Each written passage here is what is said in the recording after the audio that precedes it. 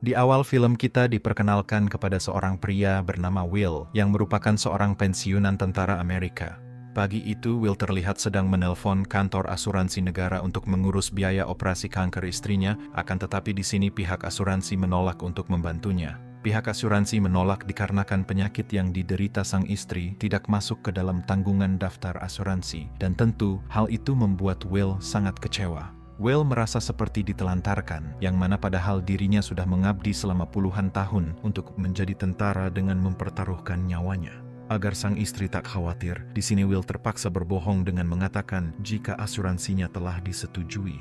Setelah itu, Will kemudian pergi ke rumah saudara angkatnya yang bernama Danny, yang merupakan seorang buronan perampok bank di kota Los Angeles. Ayah mereka berdua adalah seorang perampok, bahkan dari kecil keduanya sudah diajarkan bagaimana caranya merampok. Setelah menceritakan semua kondisinya, Will memohon agar Danny bisa meminjamkan uangnya. Meskipun mereka adalah seorang saudara, di sini Danny tak mau membantu Will begitu saja. Danny kemudian menawarkan sebuah kesepakatan jika dirinya akan membantu semua biaya pengobatan istrinya sampai sembuh, akan tetapi Will harus ikut membantu merampok bersama komplotannya. Karena tidak ada pilihan lain, di momen ini Will pun menyetujuinya. And now you're here on my doorstep asking me for help. And what am I giving you? I am giving you the world! Yourself, for your family.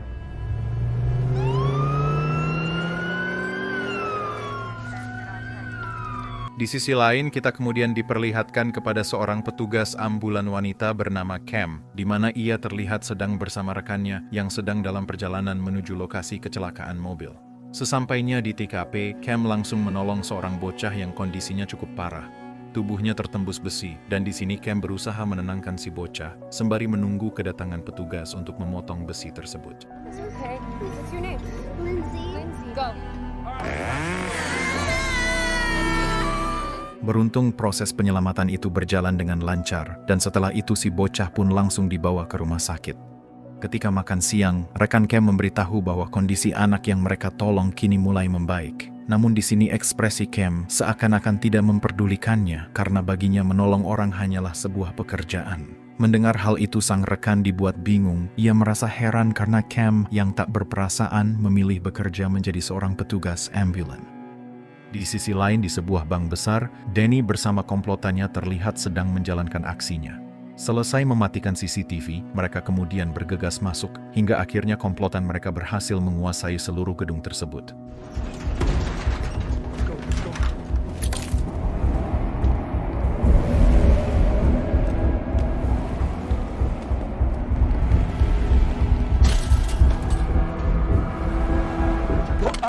I wouldn't do that if I were you. These are the decisions that matter in life, so let me give you all the information before you decide. Tak lama kemudian, seorang polisi bernama Jack datang. Di sini Danny kemudian berpura-pura menjadi seorang manajer bank, lalu memberitahu Jack kalau hari ini bank tutup. Akan tetapi Jack terus memaksa ingin masuk untuk menemui sang pacar yang kini sedang bekerja sebagai salah satu pegawai bank di sana. Mau nggak mau, di sini Danny pun terpaksa mengizinkannya. Saat Jack baru saja ngobrol sama pacarnya, Danny kemudian menodongkan sebuah pistol dari belakang. Danny lalu menyuruh Jack untuk melambaikan tangan ke arah rekan polisinya di luar yang bernama Mark untuk memberi isyarat kalau kondisi di dalam baik-baik saja. Saat melihat gerak-gerik rekannya yang mencurigakan, Mark pun akhirnya sadar jika Jack kini sedang dalam bahaya, hingga akhirnya baku tembak pun terjadi saat itu juga.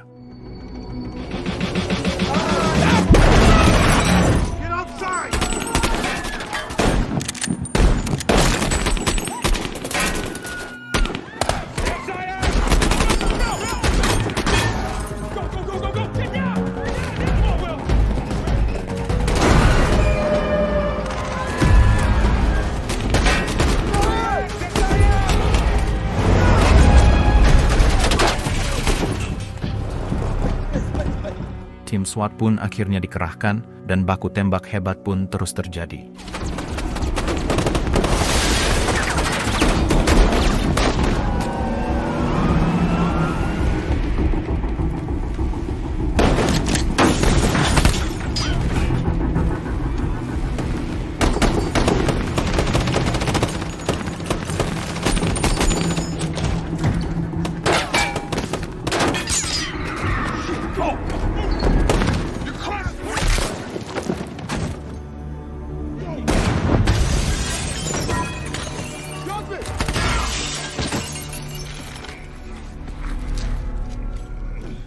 Dalam aksi tembak tersebut, semua anak buah Danny dibuat tewas, dan kini hanya tersisa Danny dan Will berdua. Mereka kemudian berusaha melarikan diri dengan melewati basement, sembari membawa Jack sebagai sandera. Di tengah jalan, Jack mencoba melawan dengan menyerang Danny, dan Will yang sedang panik pun lalu menembak Jack hingga terluka parah.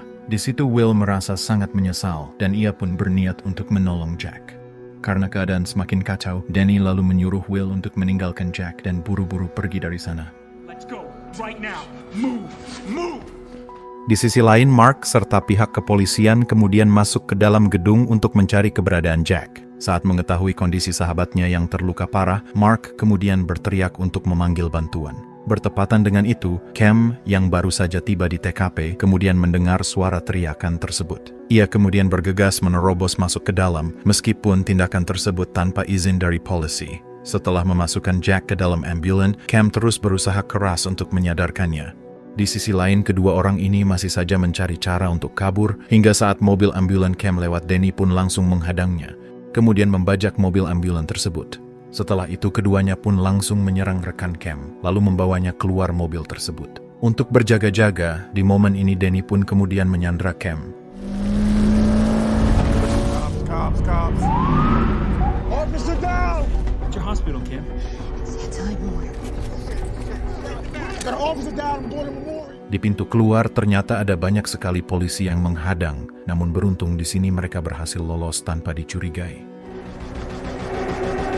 The hospital, move. Let me do my job. What are you doing? Go! All right, let's go. Get out of the way. Give me your phone.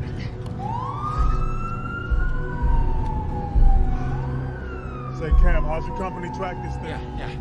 Work on saving the rookie.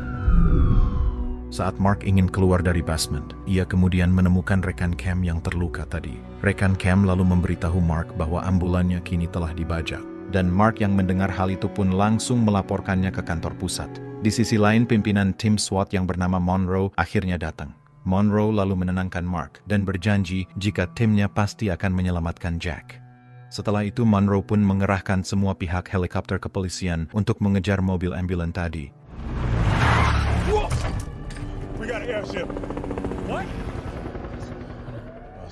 No, the stash car's too far. We won't make it. Come on, little brother. Come on. Sementara di dalam ambulan itu sendiri, Cam yang melihat tabung pemadam kebakaran lalu mendapatkan sebuah ide. Saat Will dan Danny tengah lengah, Cam kemudian menyemprot mereka lalu kabur. Namun sayangnya rencana Cam itu gagal. Di tengah ketegangan itu, Jack mendadak kejang-kejang, dan di sini Will memohon kepada Cam untuk membantunya menolong Jack. Hey, the help! I don't know what happened. It just started breathing.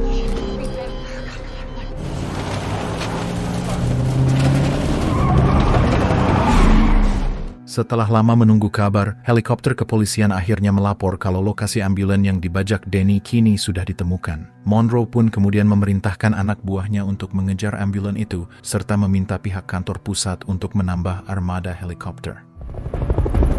We're not throwing down spike strips. We're not crashing into this ambulance.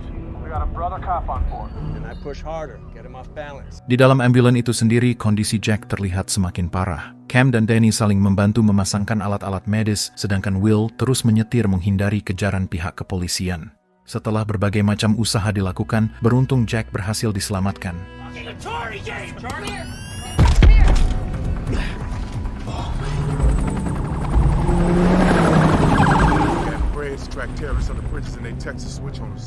Danny kemudian menelepon salah satu kenalannya yang bernama Papi, lalu memintanya untuk menyiapkan 5 mobil ambulan untuk mengecoh polisi.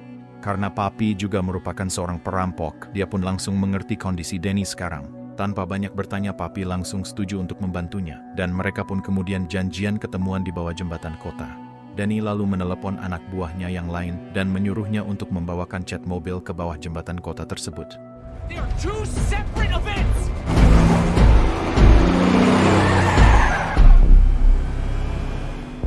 So far, RHD Cyber found a sat phone and police scanners on board. Sementara di sisi lain, Monroe lalu meminta kantor pusat untuk menghubungkan walkie-talkie miliknya dengan walkie-talkie yang ada di ambulan.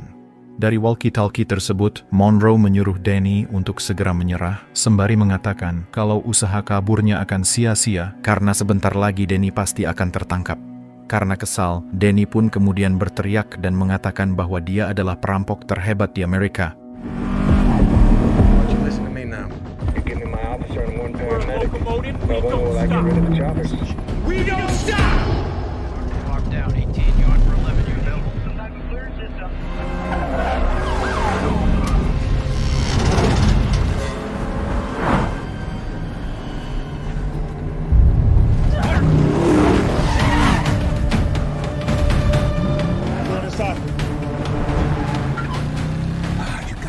Saat mobil Mark mendekat, Danny mengancamnya dengan menodongkan pistolnya ke arah Cam. Mark yang sedang mengejar mobil tersebut kemudian tak sengaja mendengar suara anjing dari bangku belakang, yang ternyata itu adalah anjing milik Monroe. Di sini Mark rupanya telah salah naik mobil, dan Monroe yang panik kemudian menyuruh Mark untuk menghentikan pengejaran tersebut. Whoa! Shit! Is that my dog? Pull back, everybody, pull back. Pull back. Pull back. I'm gonna give you some room so we can talk. Saat situasi mulai tenang, Cam lalu melihat darah menetes dari badan Jack. Ia kemudian memberitahu Danny bahwa Jack harus segera dilakukan operasi untuk mengeluarkan peluru dari badannya. Karena Cam hanyalah seorang petugas ambulan, mereka bertiga dengan terpaksa menghubungi dokter rumah sakit dan meminta arahannya untuk melakukan tindak operasi saat itu juga. Will lalu meminta Danny untuk menggantikannya menyetir, sedangkan dia akan membantu Cam melakukan tindakan operasi. You gotta slow down. We're about to do surgery right here. Local hole in the skin. Dokter kemudian mengarahkan Cam untuk mengeluarkan peluru dari limpah secara perlahan-lahan. Proses pengeluaran peluru itu hanya boleh dilakukan dalam waktu maksimal 60 detik saja, karena jika melebihi, maka limpah Jack akan pecah. Now, I need you to show me the spleen. I need to Breathe. Wait. Oh! Hold him down. I'm in his gut. Yeah. Need to pull it out slowly. pull the spleen. I'm gonna breathe. It's coming out. Right now, he's gonna bleed out. Hey, look at me. Listen. You gotta get the artery fast. It worked. Oh, shit. Did it work? Jack telah berhasil diselamatkan, meskipun limpahnya pecah. Sebelum Monroe ikut bersama para polisi lain untuk mengejar Danny, kemudian ada seorang petugas FBI yang bernama Clark yang menghampirinya. Clark rupanya ingin bergabung dalam pengejaran tersebut, karena sebagai FBI dia tahu banyak informasi soal Danny. Merasa informasinya akan berguna, Monroe pun kemudian mengizinkan Clark untuk ikut serta dalam pengejaran tersebut. Di dalam mobil, Clark lalu memberitahu Monroe jika Danny merupakan penjahat yang sangat berbahaya, bahkan pihak FBI sudah memburunya sejak lama. Clark juga memberitahu jika mereka harus melakukan teknik khusus dalam pengejaran tersebut. Di sini, Clark menyarankan agar mereka mengganti mobilnya setiap setengah jam sekali, agar keberadaan mereka tidak diketahui oleh targetnya. Saat Monroe akan pindah mobil, ia lalu mendapat kabar dari pihak rumah sakit yang tadi ditelepon oleh Cam. Dokter kemudian menceritakan bagaimana kejadian yang baru saja terjadi. Karena limpah Jack yang pecah hingga sambungan video yang terputus, dokter itu kemudian mengatakan jika tindakan tersebut telah gagal. Mendengar hal itu, Monroe pun dibuat tak percaya, dan ia kemudian menyatakan jika Jack telah meninggal. Saat ini Sandra tinggal Cam seorang diri, dan Monroe kemudian memerintahkan seluruh anak buahnya untuk mengeksekusi Danny sekarang juga. Clark yang khawatir pun lalu menghubungi Cam dan menyuruhnya untuk menunduk menghindari tembakan sniper, dan inilah yang terjadi. Kill shots. Cam? Snipers! Snipers!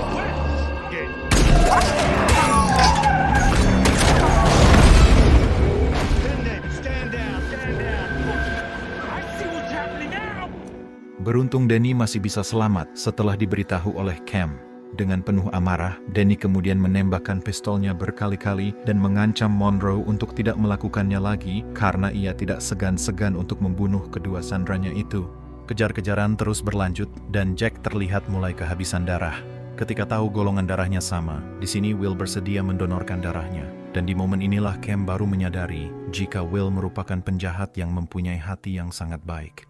Di sana Will kemudian bercerita jika dirinya terpaksa melakukan perampokan hanya demi membiayai operasi kanker istrinya. Ia sangat kesal karena pemerintah tak juga mencairkan uang asuransinya. Maka dari itulah dengan terpaksa Will pun memutuskan untuk melakukan tindak perampokan tersebut. Hey, what's up, big guy? Hey, just waking up? So beautiful. Someone look up to. Waktu terus berjalan dan mereka masih berusaha untuk kabur dari kejaran polisi. Karena sebentar lagi akan sampai di lokasi perjanjian, Danny lalu menyuruh Will tancap gas lebih cepat untuk memberi jarak dengan mobil polisi di belakang. Setelah jarak cukup jauh, mereka pun akhirnya sampai juga di lokasi. Di sana anak buah Danny dengan cepat mengecet mobil yang kini sedang ditumpangi, kemudian memeriksa mobil ambulan yang dibawa anaknya si Papi. Karena mengira Danny sedang terpojok, Monroe pun dengan tegas memerintahkan seluruh pihak polisi menyerbunya bersama-sama. 6 cars leave.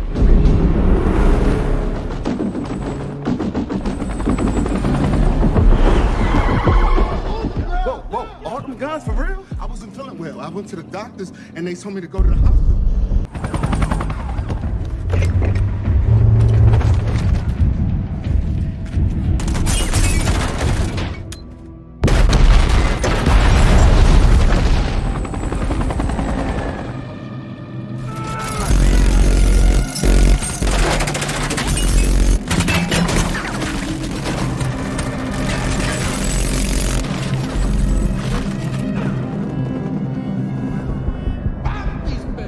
Monroe pun tewas tertembak dan rencana Danny telah sukses. Di sisi lain, Mark sendiri tengah mengejar anaknya si Papi hingga akhirnya ia berhasil menangkapnya. Namun karena targetnya terus melawan, orang itu dengan terpaksa Mark tembak saat itu juga.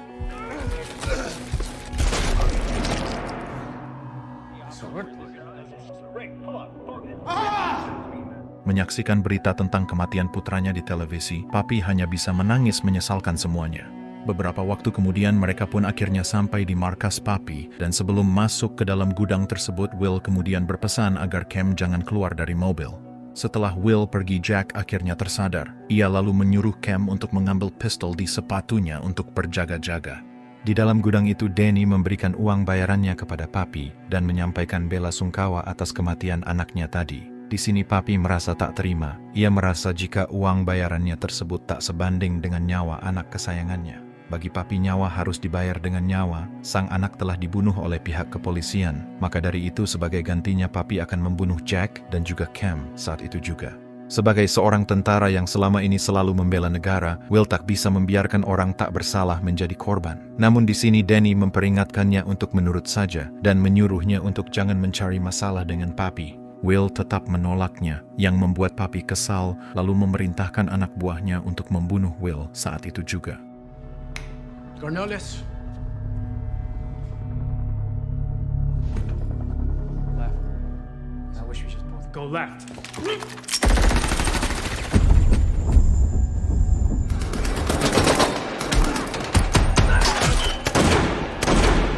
Pada akhirnya keduanya berhasil meloloskan diri, dan ketika Will membuka pintu ambulan inilah yang terjadi.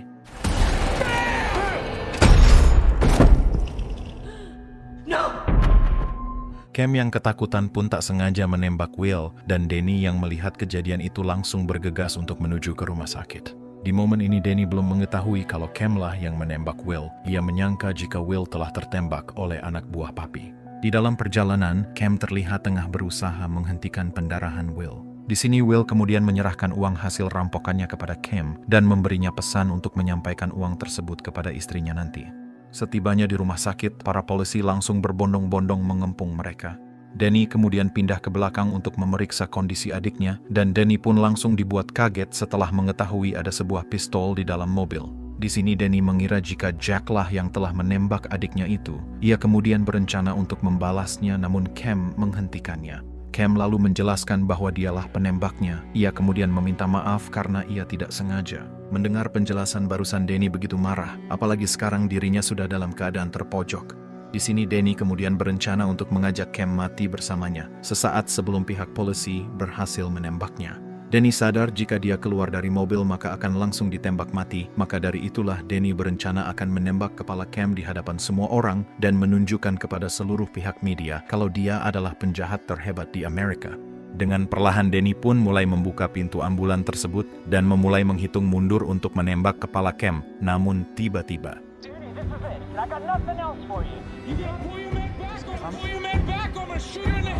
Right now. He's cracking the door. I may have a shot. Stand by.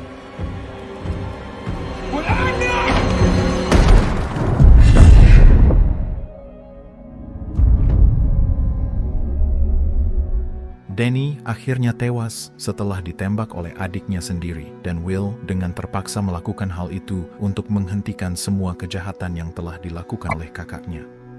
Dari kejauhan istri Will pun akhirnya datang, yang kemudian berteriak histeris dengan memanggil nama suaminya.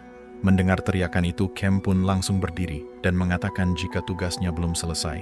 Ia lalu meminta Mark untuk membawa Will masuk ke dalam rumah sakit, namun di sini Mark menolaknya.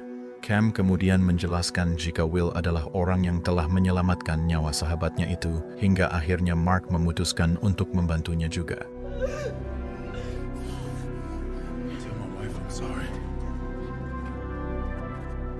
Setelah mengantarkan Will ke rumah sakit, tugas Cam kini benar-benar telah selesai. Ia kemudian menghampiri istri Will, lalu diam-diam memasukkan uang dari Will tadi ke dalam tasnya. Setelah itu, Cam lalu pergi menjenguk anak kecil yang tadi pagi dia selamatkan, yang kemudian ia pegang erat tangan anak itu untuk menenangkannya. Kejadian hari ini ternyata cukup memberikan banyak pelajaran untuk dirinya, dan Cam pun akhirnya mengerti jika menolong seseorang itu bukan hanya sekedar tuntutan pekerjaan, melainkan tuntutan kemanusiaan. Di sisi lain, ketika Mark meminta Jack untuk memberikan kesaksiannya, Jack lalu menunjukkan foto Will dan berkata, jika orang inilah yang telah menyelamatkannya, dan film pun akhirnya selesai.